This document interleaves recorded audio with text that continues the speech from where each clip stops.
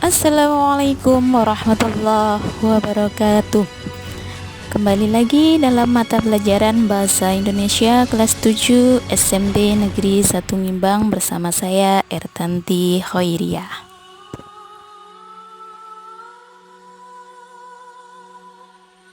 Materi hari ini yaitu masuk dalam bab 2 mengenai cerita fantasi. Masuk dalam pembahasan pertama yaitu pengertian cerita fantasi. Apa sih cerita fantasi itu? Cerita fantasi adalah cerita fiksi bergenre fantasi atau dunia imajinatif yang diciptakan penulis. Yang pada cerita fantasi, hal yang tidak mungkin dapat dijadikan biasa. Tokoh dan latar diciptakan penulis tidak ada di dunia nyata atau modifikasi dari dunia nyata. Tema fantasi ialah magic, supranatural, atau futuristik. Ciri-ciri cerita fantasi ada 6. Yang pertama adalah ada keajaiban atau keanehan atau kemisteriusan. Cerita fantasi itu mengungkapkan hal-hal supranatural atau kegaiban yang tidak ditemui dalam dunia nyata. Kemudian yang kedua, ide cerita tidak dibatasi oleh kehidupan nyata. Jadi ide ceritanya terbuka terhadap daya khayal penulis. Kemudian yang ketiga, menggunakan berbagai latar. Jadi latar yang digunakan itu latar lintas ruang dan waktu. Kemudian yang keempat yaitu tokoh yang unik.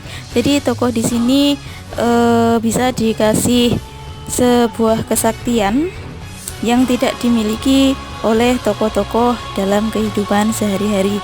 Kemudian yang kelima, bersifat fiksi. Cerita fantasi bersifat fiktif, bukan kejadian yang nyata. Kemudian yang keenam, bahasanya variatif dan ekspresif. Jadi variatif itu menggunakan atau menggugah emosi pendengar atau pembacanya.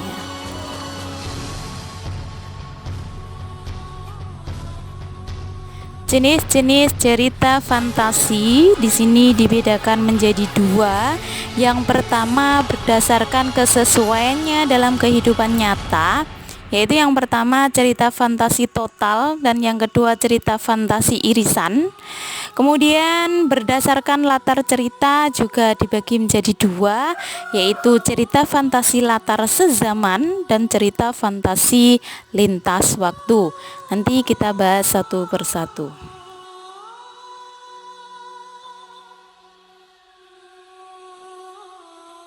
Yang pertama yaitu berdasarkan kesesuaiannya dengan kehidupan nyata. Tadi ada 2, yaitu cerita fantasi total dan cerita fantasi irisan.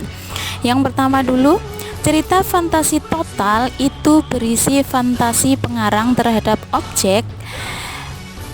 Dan pada cerita kategori ini, semua yang terdapat pada cerita semua tidak terjadi dalam dunia nyata. Misalnya, cerita fantasi Nagata itu total fantasi penulis. Jadi nama orang, nama objek, nama kota benar-benar rekaan pengarang. Jadi keseluruhannya adalah fantasi penulis. Kemudian yang kedua, cerita fantasi irisan.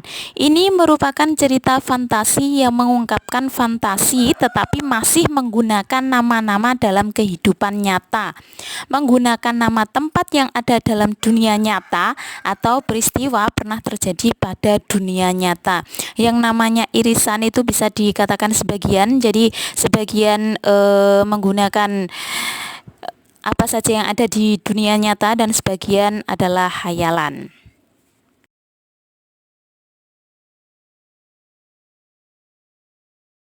Yang kedua, berdasarkan latar cerita, ini dibagi menjadi 2 juga. Yang pertama cerita fantasi sezaman dan yang kedua cerita fantasi lintas waktu. Cerita fantasi sezaman berarti latar yang digunakan satu masa, fantasi masa kini, fantasi masa lampau, atau fantasi masa yang akan datang atau futuristik. Jadi dipilih salah satu. Kemudian yang kedua, cerita fantasi lintas waktu itu berarti cerita fantasi menggunakan dua latar waktu yang berbeda. Misalnya, masa kini dengan zaman prasejarah, masa kini dan 40 tahun mendatang atau futuristik. Jadi ada dua yang dijadikan satu.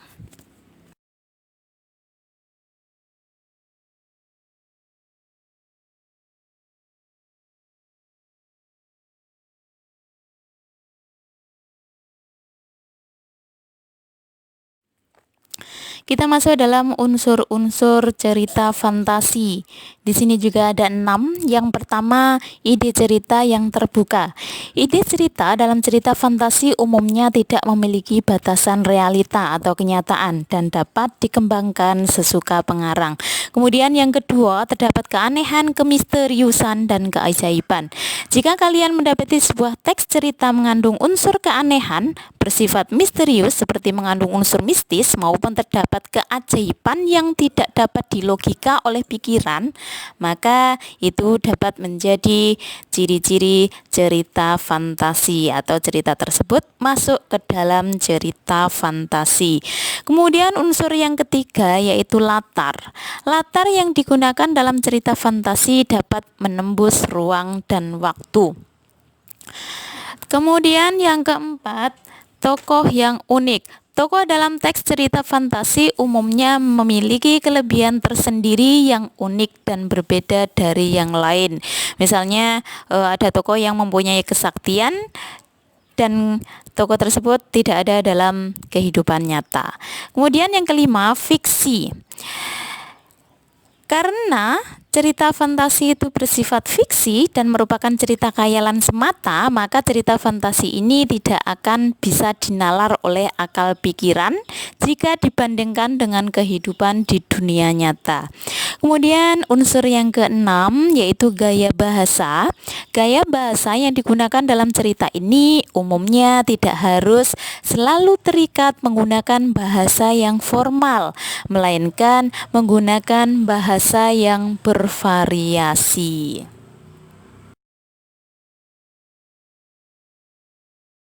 Sampai di sini materi hari ini. Jika dirasa masih kurang jelas, silahkan ditanyakan melalui WA-G ataupun komen di Classroom. Kurang lebihnya saya mohon maaf. Jangan lupa rajin ibadah, rajin belajar. Saya akhiri.